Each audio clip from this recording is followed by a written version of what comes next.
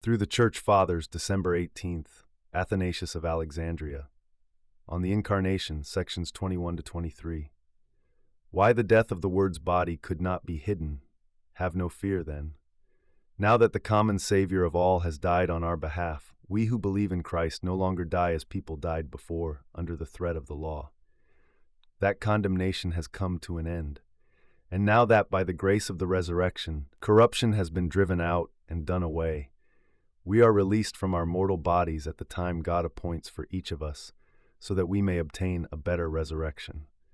Like seeds cast into the earth, we do not perish in our dissolution, but we shall rise again, death having been brought to nothing by the grace of the Savior. This corruptible must put on incorruption, and this mortal must put on immortality. But when this corruptible shall have put on incorruption, and this mortal shall have put on immortality, then shall be brought to pass the saying that is written, Death is swallowed up in victory. O death, where is thy sting? O grave, where is thy victory? 1 Corinthians 15:53-55. But then, someone may say, if the essential thing was that he should surrender his body to death in place of all, why did he not do so privately, as other men do, without going to the length of public crucifixion? Surely it would have been more suitable to lay aside his body with honor than to endure so shameful a death. Look at this argument closely and see how merely human it is. What the Savior did was truly divine and worthy of his Godhead, for several reasons. The first is this: the death of men under ordinary circumstances is the result of their natural weakness. They are essentially impermanent, so after a time they fall ill, and when worn out they die. But the Lord is not like that. He is not weak. He is the power of God and Word of God and life itself. If he had died quietly in his bed like other men, it would have looked as though he died according to nature, as though he were indeed no more than other men. But because he is himself Word and life and power, his body was made strong. And because death had to be accomplished, he took the occasion of perfecting his sacrifice, not from himself, but from others. How could he fall sick, who had healed others? Or how could that body weaken and fail by means of which others are made strong? Here again you may say, why did he not prevent death as he did sickness? Because it was precisely in order to be able to die that he had taken a body, and to prevent death would have been to impede the resurrection. And as to the unsuitability of sickness for his body, as arguing weakness, you may say, did he then not hunger? Yes, he hungered, because that was the property of his body, but he did not die of hunger because he whose body hungered was the Lord. Similarly, though he died to ransom all, he did not see corruption. His body rose in perfect soundness, for it was the body of none other than the life himself. Why he did not avoid his enemies or withdraw from death? Someone else might say, perhaps, that it would have been better for the Lord to have avoided the designs of the Jews against him, and so to have guarded his body from death altogether. But see how unfitting this also would have been for him.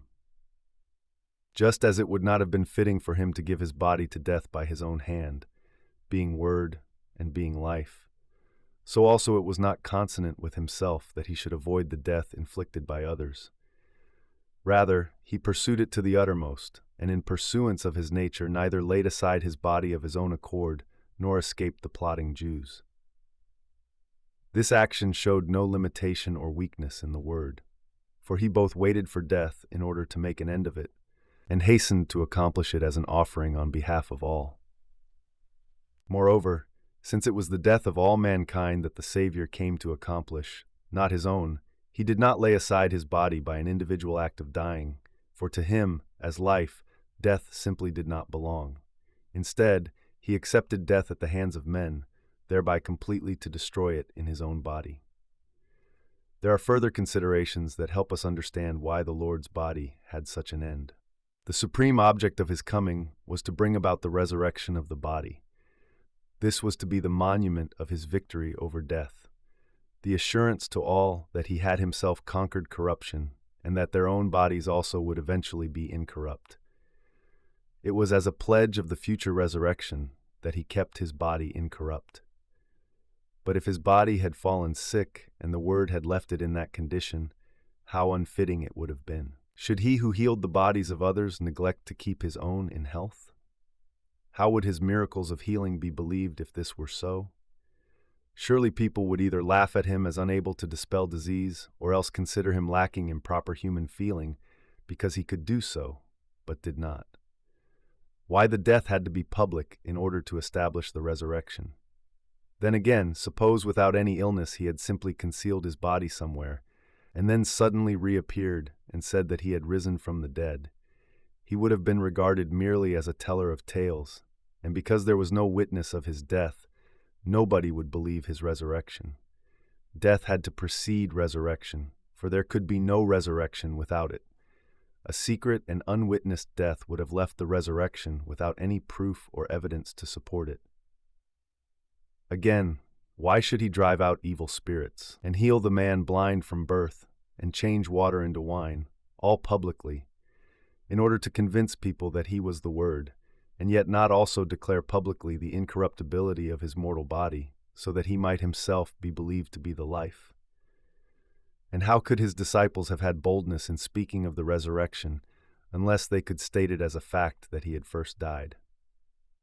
Or, how could their hearers be expected to believe their assertion unless they themselves also had witnessed his death?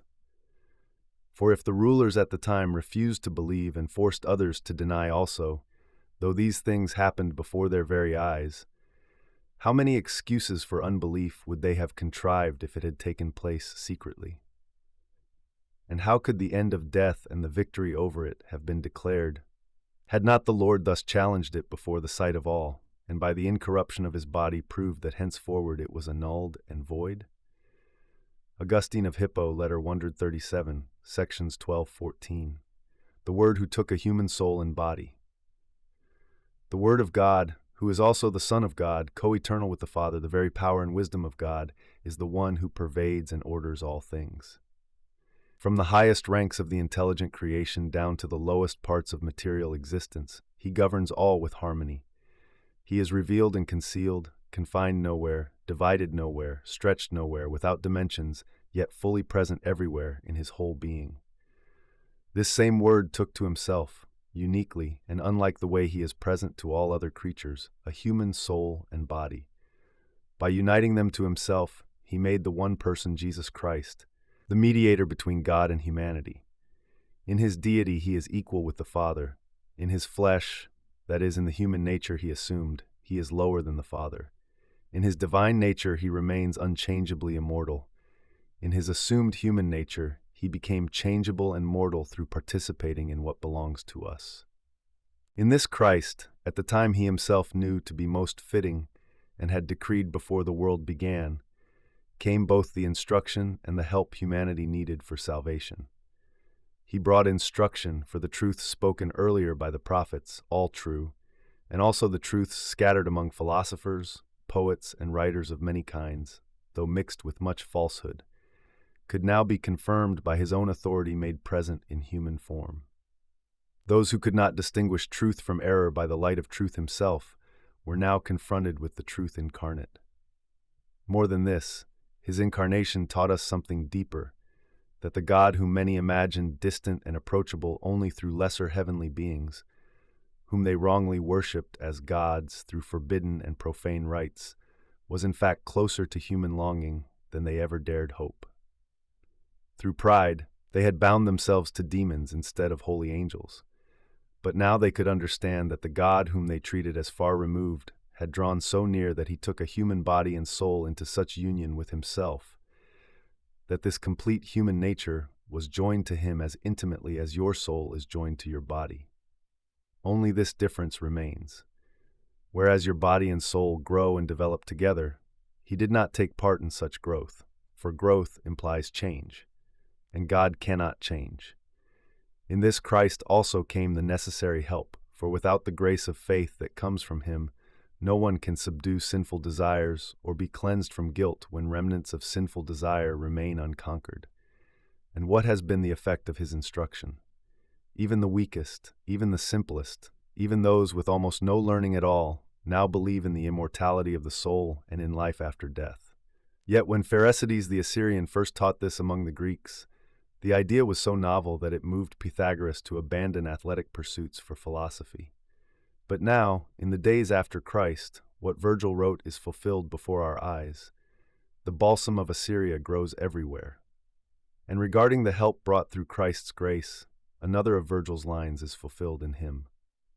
With you as our leader, the removal of every trace of sin will free the earth from constant fear. Why some still demand greater signs. Still, some object saying the proofs of his majesty were not sufficiently great. Casting out demons, healing the sick, and raising the dead are small works for God, especially when others have done similar things. But we freely admit that the prophets performed miracles like Christ's miracles.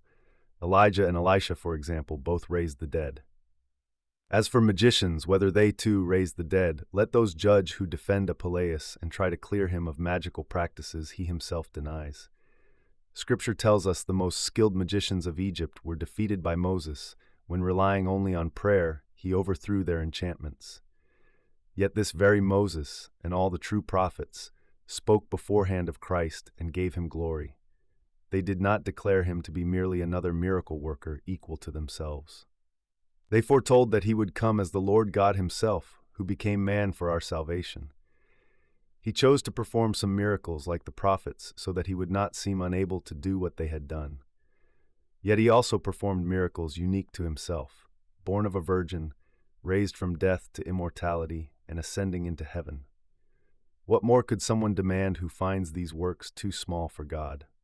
Why they reject the greater signs, yet accept the lesser?